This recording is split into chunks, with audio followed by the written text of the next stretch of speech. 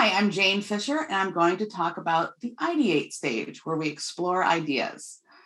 So you just finished the clarify stage, where now you have a rich challenge statement that begins with a challenge statement starter like, how might I, or how might we? How to, in what ways might we? You have a nice challenge statement question before you, and now's the time to ideate, to bring some ideas to that statement so you can be on your way to solutions. So the ideation stage can be a really fun stage.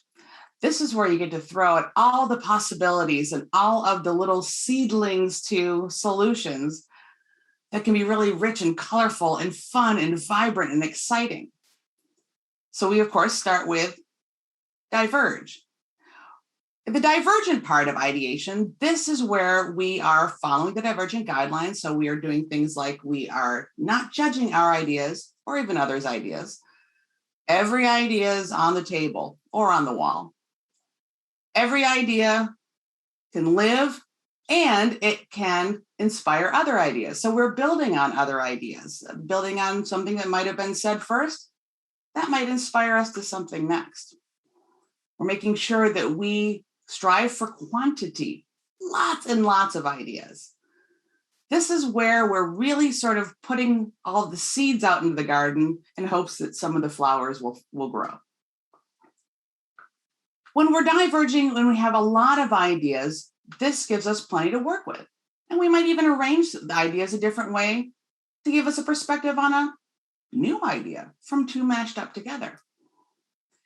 And sometimes when you're ideating, you can hit that wall. Maybe it's just that this isn't really your strong area, or maybe you're just tired, or maybe you think I've come up with all my ideas. This is where you can use a tool. There's a lot of great tools available in the ideation stage.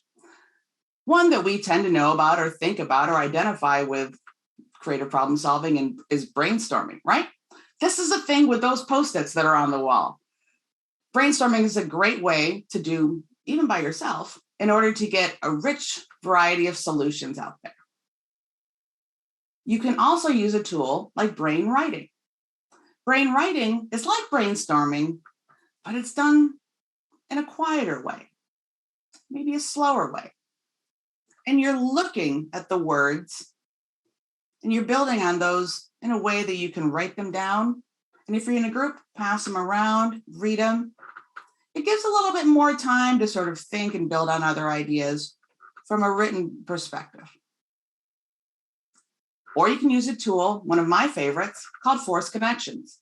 It's where you take an object or an image and you examine it and you think, what are the relationships I'm seeing in this image or in this object? What are some metaphors I can make?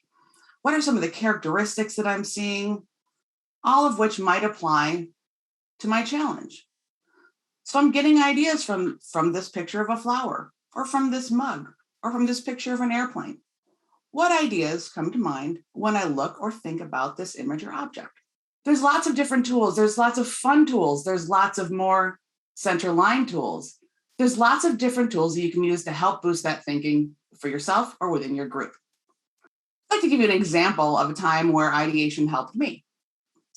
Back in the early days of the pandemic, when everything and everyone started to shut down and most of us had to take things virtually, I had been asked beforehand to take part in a conference for college students. Well, this conference went online, like everything. And they still wanted me to participate. And I thought, most of my work hasn't been online. It's been in person. What am I going to do? Well, first I started off with clarifying. And I thought about the things that I needed to know and what they wanted me to consider and what I needed to consider. So I went through the clarifying stage and asked myself and asked them a bunch of questions and came up with a nice, rich challenge statement, something to the effect of, how might I create an engaging and active virtual experience for college students? Now it was time to ideate.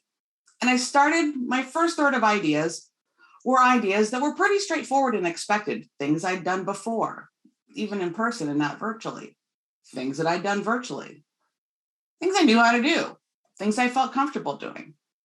Second third of ideas is where I started going a little stretchy, thinking, well, I've always wanted to do this, or I've heard other people do this, or this is a fun word, maybe this will work.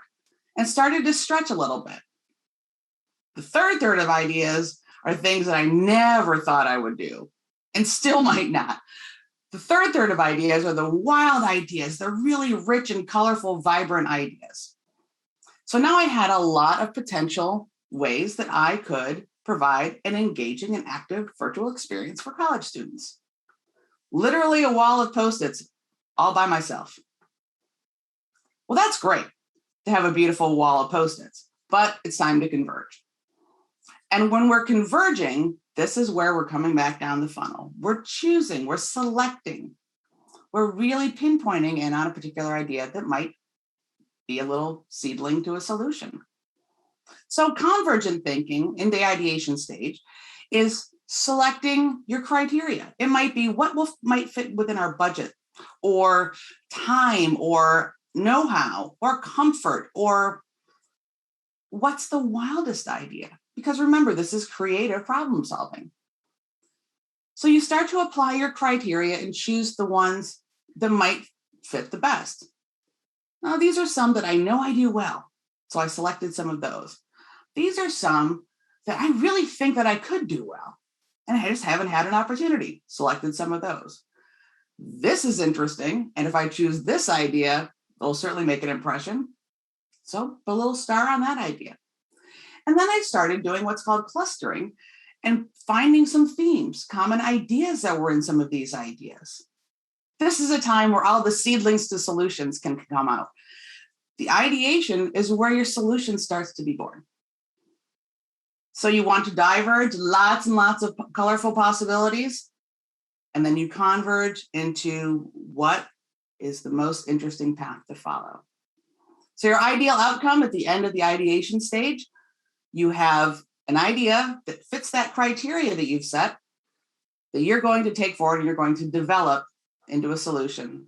And you're going to leave the ideation stage with that little idea nugget, that solution seedling, saying what I see myself doing is, and in my case, what I saw myself doing was providing an opportunity for active activities relating to resilience and improvisational thinking and action using humor.